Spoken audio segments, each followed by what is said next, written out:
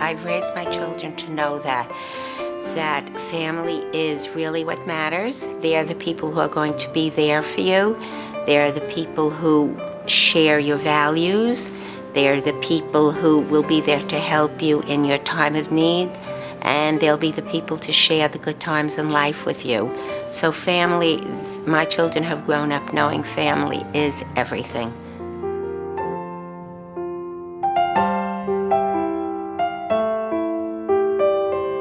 But I do remember I had anxiety. I used to wait by the door.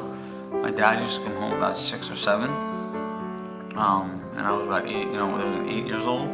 I used to get very nervous if he was late. If it was 5 minutes late, I would get, a little nervous, ask my mom. 10 minutes, I'd start going outside to look for him. I mean, we had a very close relationship, so I thought it was that. But looking back, retrospectively, I had anxieties and fears about, harm coming to my mother and father and brother.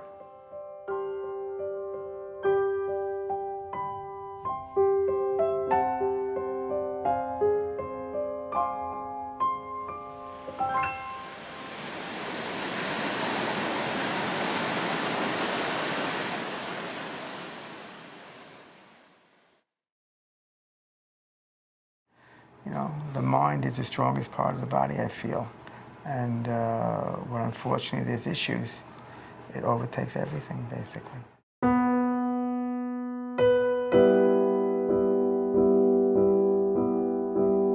In the fall, I believe going into my 8th grade, my father went to the doctor just for a routine visit, and they found something on his lung. And my parents really wouldn't tell me much about it. They kept it to themselves. But it got to the point where he had to actually go to a specialist.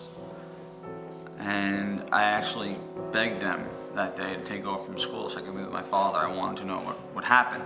I didn't want to wait. And so we went, he had the MRI taken, he was brought to the office. I remember us walking out of the car, down 3 flights of stairs into the office, and we were just waiting, looking. And the doctor came in and he said very nonchalantly, "We found a mass on your lung, and from what I remember, it could be quite possibly be cancerous. It was a large piece of tissue, and that was the first time I heard the word cancer. So from that point on, it was a game changer for me, because my dad was my rock, my stronghold. I used to go to him and say, "Daddy, let me see your muscles," and he would show me his muscles. And to even have the thought that I could lose my father really was beyond words. But I do remember when I went to him and I said, "Daddy, what's going to happen?" And he didn't know 100% what was going to happen. My grandparents came back home from where they were, and they stayed with us.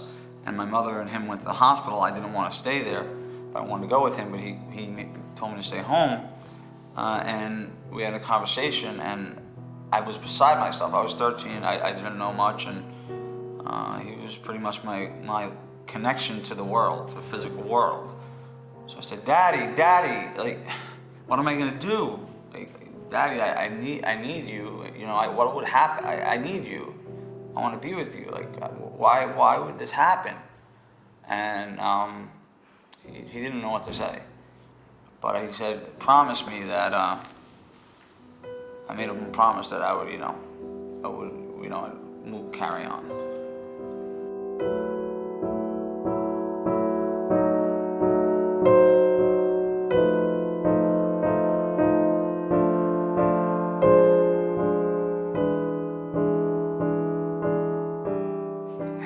I don't throw the word, harming yourself. I don't believe in harming yourself, but when you're at that point, and my mother's always been a cheerful woman, engaging. Even if she was tired from work, she'd still be engaging and very charming, and that also sticks out in my mind, that it was like the life was sucked out of her.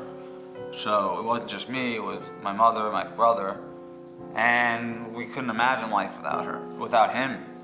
We couldn't imagine life without him.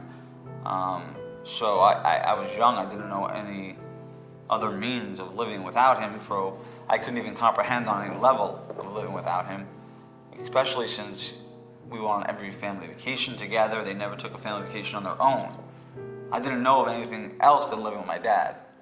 When I couldn't sleep at night, I'd say, Daddy, come in, please. And he'd wake up in the middle of the night, 2 a.m., he'd come and lay with me. I mean, he was my connection. He was my love, he was my support. My mother was always there for me, but I was always close with him. I think I sat in his lap till the age of 10. I'm very affectionate. It's very reminiscent of my relationship with my oldest.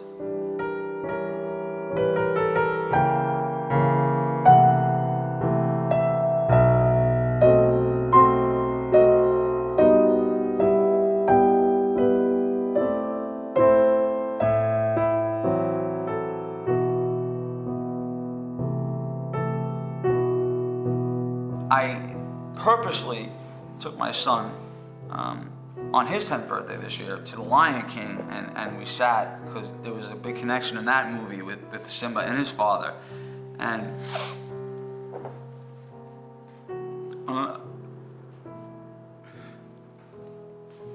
I want my son and my other children to know that no matter what, I'll always be watching over them.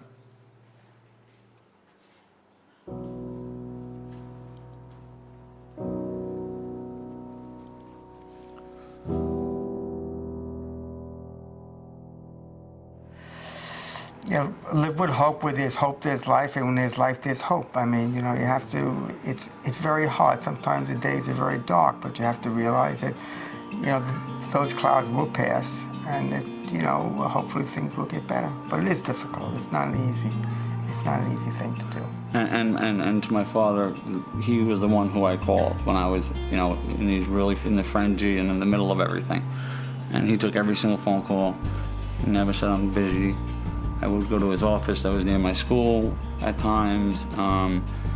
So this is the person who knows, if anyone knows my disorder next to me, it would be my father. He's always been the person to, and always accepting, never judging me. And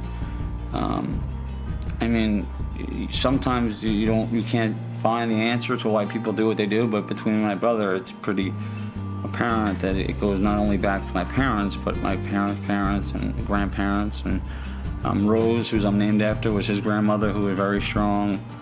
And so it's kind of a generational belief, and it's one thing to say have hope, but he kept my hope alive. He kept me pushing and pushing and pushing.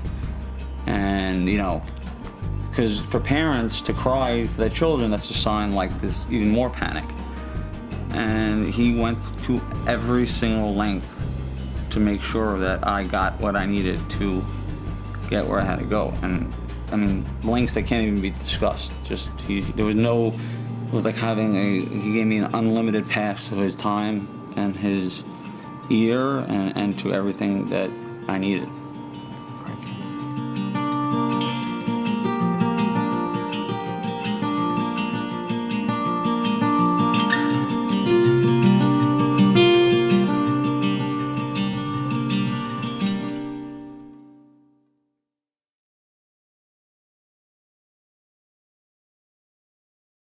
OCD is an anxiety disorder, so everybody with OCD has some form of anxiety.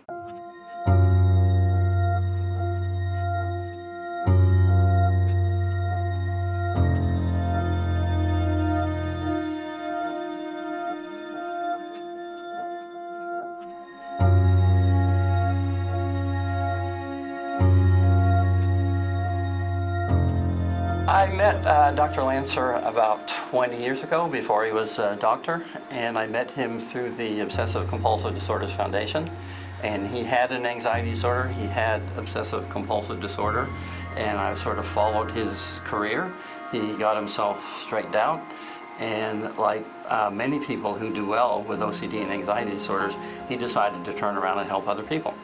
And he's been a great help to many people. He decided then to go get his PhD and become a therapist. And now he's a marvelous therapist in New York, and I send patients to him. So he's gone all the way from a patient who is suffering to now a professional who's extremely competent helping other people.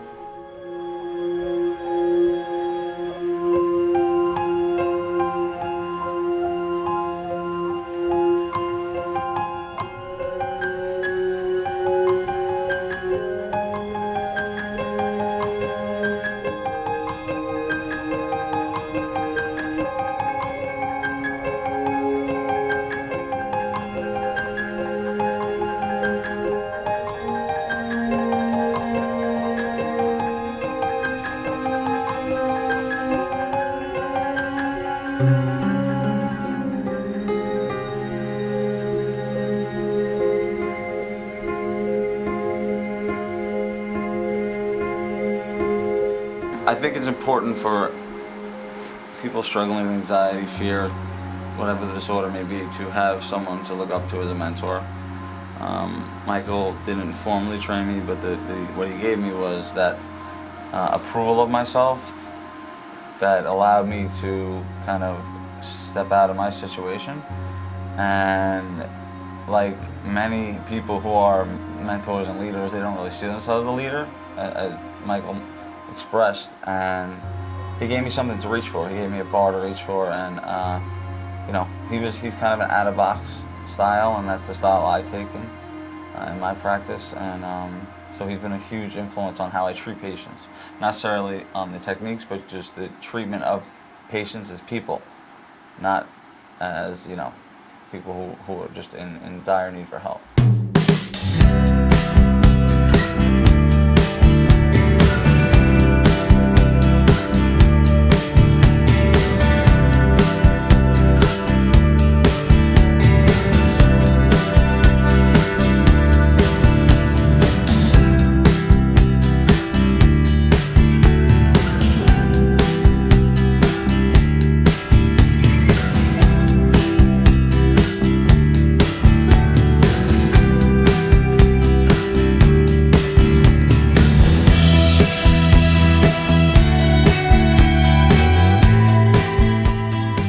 I definitely relate it to things that I know well. So like in skateboarding, let's say, you know, the more you look at something, the more you think about it, the worse it's gonna sound and the worse it's gonna get. You just kind of have to close your eyes and go for it, and it's really not that bad once you do it. Right, and like skateboarding, the worst thing to do is, if you do have a setback, is to sit on that setback. You wanna get right back on the board. Yeah, you do not want to like have a little setback and then let that consume you and overpower you to try again. You really want to just get right back into it and really push forward.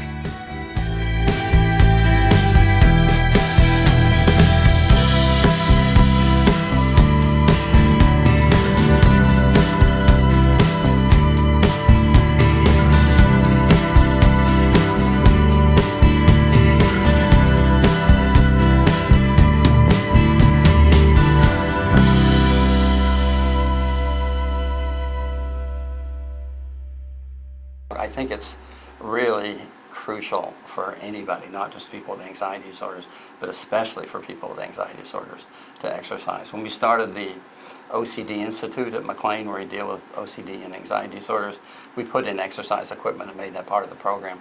Some people are just not exercisers. They won't do it no matter what. But the ones that we can get to do it, their anxiety levels do decrease just from the exercise alone.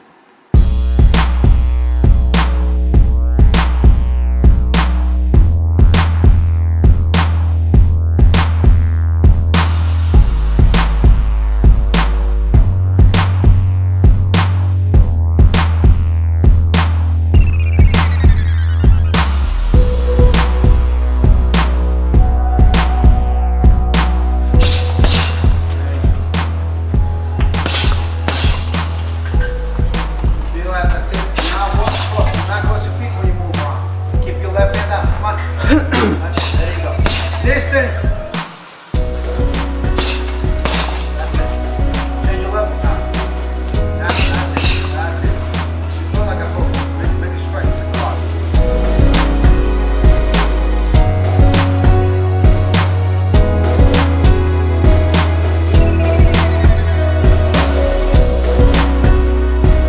After the bell. 2-3, right knee.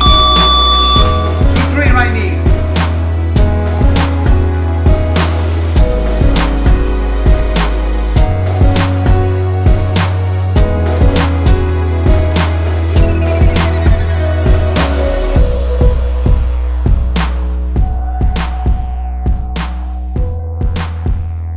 When you jump in the mat or in the ring, everything goes away because you just focus and you want to release all your stress, you want to release all your anger, and then that's a perfect therapy, I guess. You know, I'm not too much of a brainy when it comes to, you know, to calm people with my words, but I calm people with my pads, with my techniques, with everything that I teach them.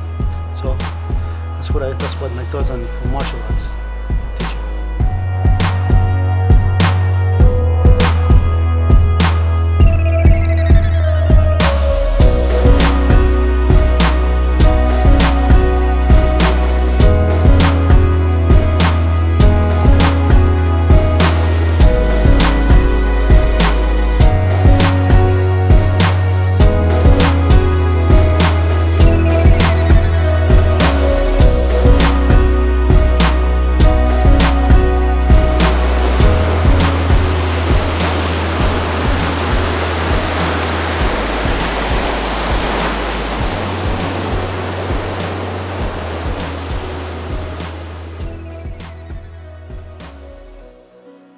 I believe in my grandfather as my angel. I was very close with him. When my mother got a call when I was, I believe, 10, and I watched in great detail like what my great grandfather was doing. I remember he had a bed, it was 105. It was in my aunt's TV room where he used to watch wrestling. The bar was up, you know, they said 105. And he refused to take his meds. Like, they would fight with him. And parents don't think their kids are watching, but the kids are watching. And I knew he was deteriorating. And she got a call that he wasn't feeling well, dropped me off school, picked me up. I said, before she uttered a word, I said, Papa passed, didn't he? And she looked at me like, you know, because the mother doesn't want to talk about death. But she kind of just looked at me a little awkward, like, how would I know he passed? But I knew, I felt it. And so I had him as a leader, my grandmother as a leader, my Aunt Rose as a leader. Very strong people, kind but strong. My parents were strong, my brother was strong. So I was instilled with faith that, you know, that giving up's not an option. I was instilled, I can't take credit for it because I had a bunch of role models that lived it. My mom lost her father very young and pushed on, and her mother, like I said, was not feeling, was kind of ill. She pushed through it. She went to school at Queens. She worked at Fort Greene, a very difficult neighborhood, and she made it through. She went back when me and my brother were kids and got her master's. My father pushed through. He had issues with, not being able to read. He pushed through that, and he went and became a successful businessman. My brother kept his issues to himself. I don't know what they are, but I'm sure they're out there, and he persevered. So it's like in the blood. I mean, how many people climb a roof, Papa? How many people climb a roof at 102 and break their hip? And not only did he, when he got better, the woman gave him a cane, and he took the cane and he threw it at the woman. And he used profanity. I don't want this cane. So I can't take credit for it. It's like a genetic bloodline of things. I'm just the first that actually put a name to it. And the name that I put to it is pretty much that I want to instill in my kids. I call myself the CBK Maverick. If you get to know me, you know why. And I do my own things my own way. My son is my CBK Prophet, the 10-year-old. He's the one who wrote his first speech at 9 and got up in front of people to speak. My 8-year-old is CBK Hero. He's going to be the next generation to represent this whole idea of empowerment for people who have difficulties. And CBK Savior is my 6-year-old, because she has this amazing spirit about her of caring for people. You've never seen a 6-year-old care and be so intuitive. And it's kind of like, I do believe in angels, and she's named after my grandmother Sarah, my Aunt Rose, and it seems like she has both of them in her.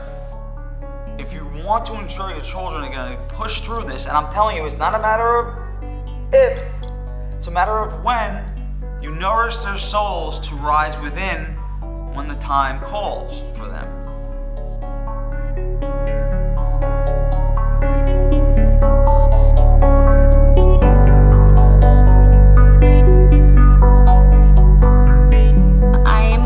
Rob for his dedication, his determination. When he wants something, there is absolutely nothing can get in his way. But he does everything with the goodness of his heart, and his intentions are always in the right place.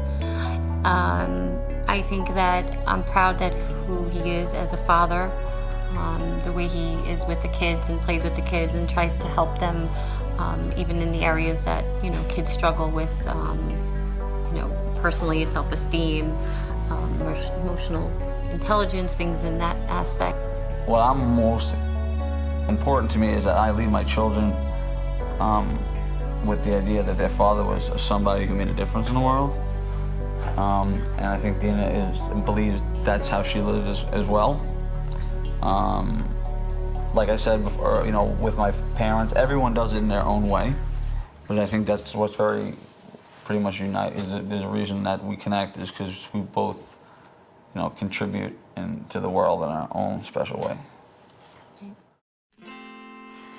Have I told you lately just how proud I am of you, of all the things that you've achieved and the wonderful things that you do? Something about you that I truly admire. Words from your mouth often inspire. You're a combination of special and rare, so many talents with the world you may share. You have achieved success and know what it means. You strive to meet your goals and to reach your dreams. Just the way you make others feel, it's so wonderful, it's simply so real. Wherever you go, whatever you seek, I know you will conquer no matter the peak. I guess what I'm trying to say is that I'm proud of you each and every day. Thank you. Thanks for embarrassing me.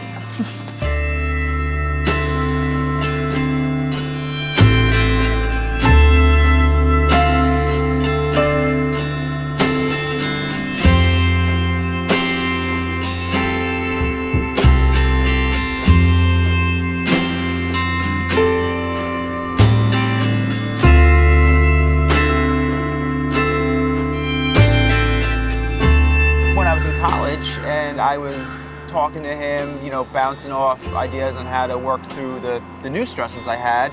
And I saw how he was, you know, going through his own personal demons, still being successful.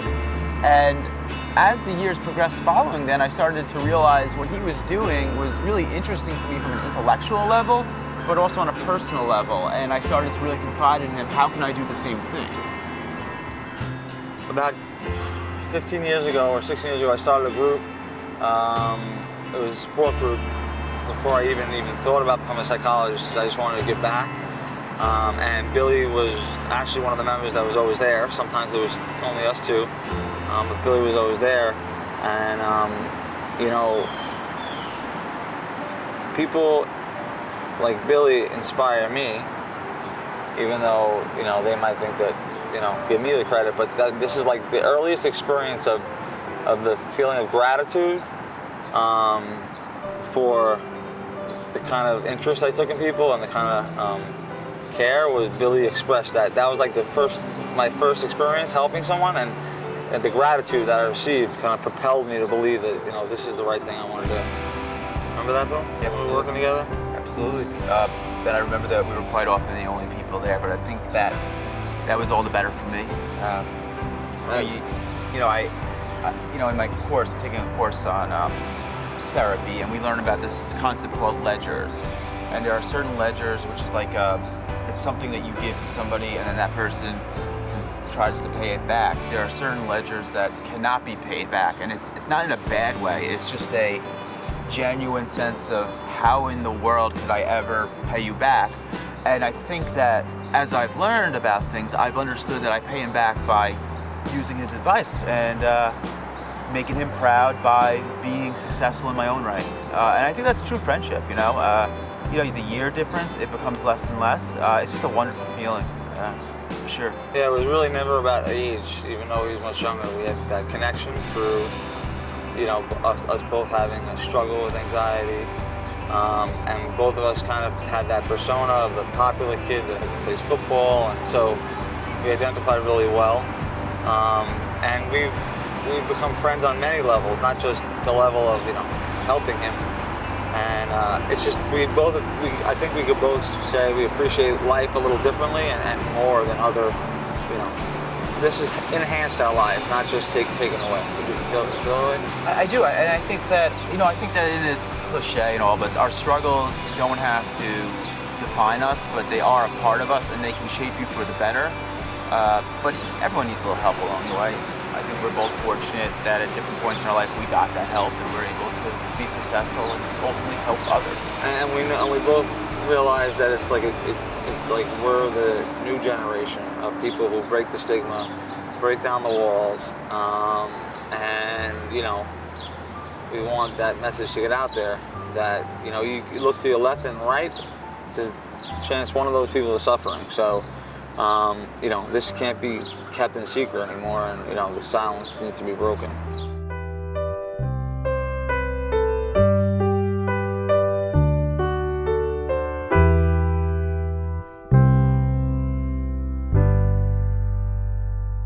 If there's other people listening who, parents or children or aunts and uncles or cousins or friends who know of someone who's going through a tough time, whether it's physically or psychologically or emotionally or socially, whatever it might be, that there's hope out there, and there's the ability to overcome, and there's the ability to thrive and to prosper and to get to the mountain and to see the other sides. And that's, I think that's my brother's point in this. That's why I'm here. Otherwise, I frankly not want to do these types of things.